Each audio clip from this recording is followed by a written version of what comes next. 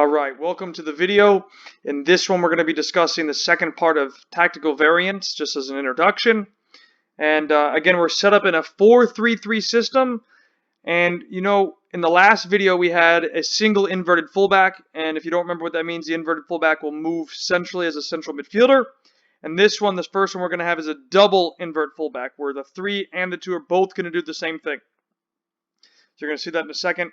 And our formation is going to change to a 2, 3, 2, 3.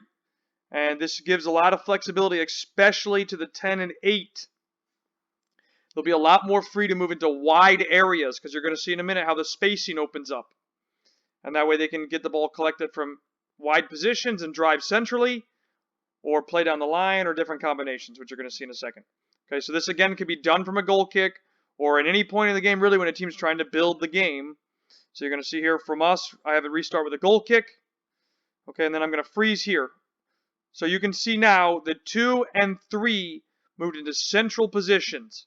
The 6 went a little bit deeper. Now there can be more variety to this. They don't have to be so close to the same line. 3 could go a little bit higher, a little bit deeper. 6 could go higher, deeper. Same thing with the 2. Okay, now what this gives us, as you can really see down the middle, it's 2, 3, 4, 5, 6, 7, 8 players centrally. All right, that's a big overload if we can use the spaces correctly.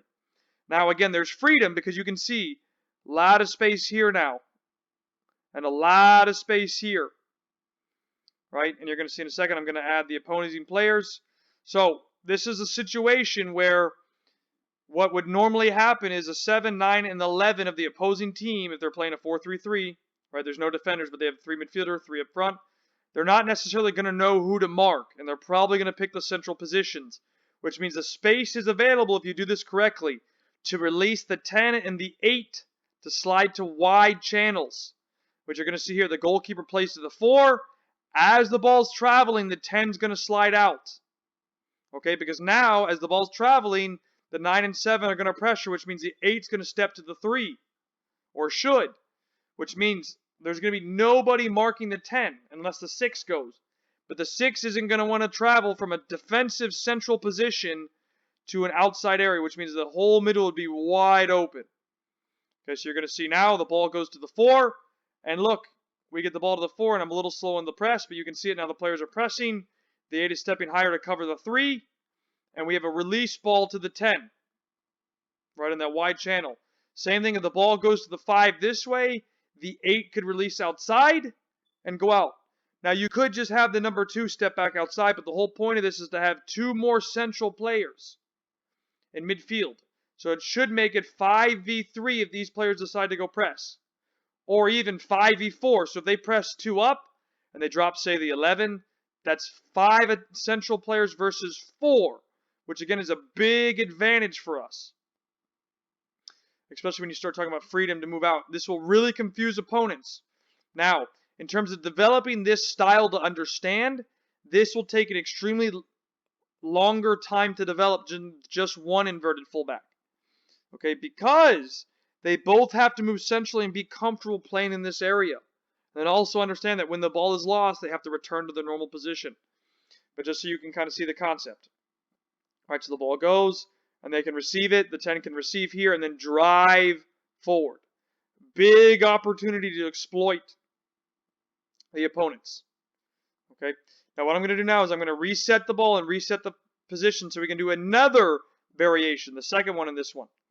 Okay, so now we go back to our 4-3-3. We'll leave the defenders. Right, so 3 midfielders, 3 attackers. And this one, what's going to happen is the team's going to transition to a 4-2-4. Okay. Now watch, the 2 is going to release down the line. The 7 is going to move inside as a second forward. The 9 is going to move over, and we're going to have a front 4. Okay, so watch. So you can see here the 2 starts releasing as the ball travels, and it can be done later or earlier. It's free to choose, right? The 7 recognizes that this is happening and moves inside as a second forward. The 2 would be released to go a little bit higher. Right, and now you can see the 8 will drop in and literally take the position of the fullback. Okay, so now you can see this, right? As it's happening, the 2 will then release higher, And what will happen is because the 11 will see that the 2 is going, will normally go and track the 2. Right? Kind of what you're seeing here.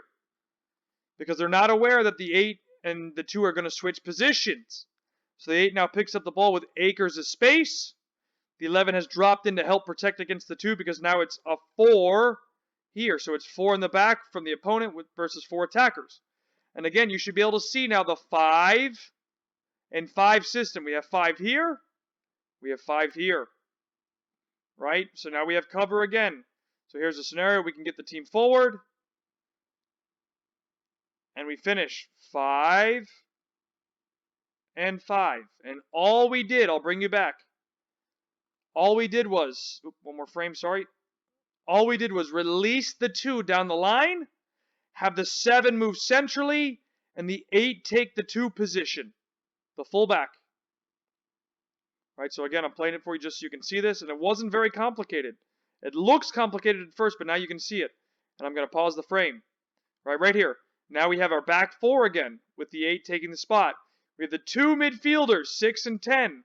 And then we have 4 up front, 2, 7, 9, and 11. So it becomes a 4, 2, 4. Another tactical variance that you're going to see in the game. And it's funny because every single one of these variances I showed you, the 4 of them started from a 4-3-3 and transitioned to an offensive phase of play to, for example, this 4-2-4 or the 3-2-2-3 or the 3-4-3, right? All these variances stem from one formation, and they can stem from many different formations. But just to give you an idea that it changes throughout the game, right? Especially if you watch high-level pro games, and I'm going to show you this with a couple of teams in the next section, where they literally start on paper, for example, at a 4-3-3, and they interchange to a new formation. Okay? So hopefully this makes sense. Hopefully you've enjoyed this, and I'll see you in the next video as we start discussing 11v11 tactics. See you there.